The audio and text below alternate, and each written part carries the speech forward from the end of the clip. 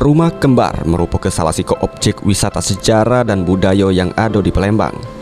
Tegak sejak tahun 1910 dan dibangun selama 8 tahun, rumah ini sudah berumur 111 tahun. Tak cuma sampai situ, rumah yang dibangun oleh keluarga HM Mahmud bin Rejo ini nyatanya berarsitektur Eropa yang dipadukan dengan arsitektur tradisional Palembang, yang dihiasi dengan ukiran kayu khas Palembang. Dan konon katanya, setiap ukiran di jero rumah ini disepu dengan emas 24 karat.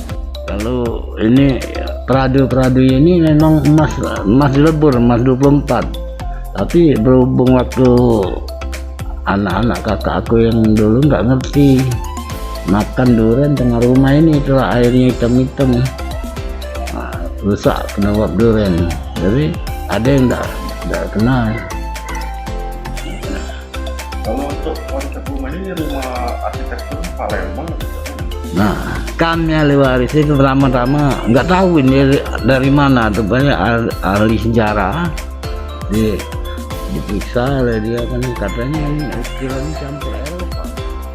Di masanya rumah ini sempat dipakai untuk nyembunyi ke pejuang kemerdekaan Indonesia dari tentara Jepang. Meski penataan sudah terselik bagus, namun dermaga yang jadi akses sungai bagi wisatawan ke rumah ini rusak, sampai fasilitas toilet yang tidak memadai jadi masalah baru.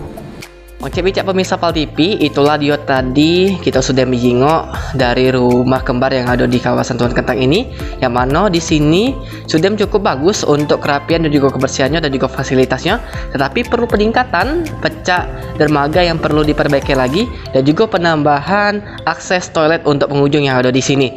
Reza Pratama, Sandi Pratama mengabarkan dari rumah kembar di kawasan Tuan Kentang, Palembang.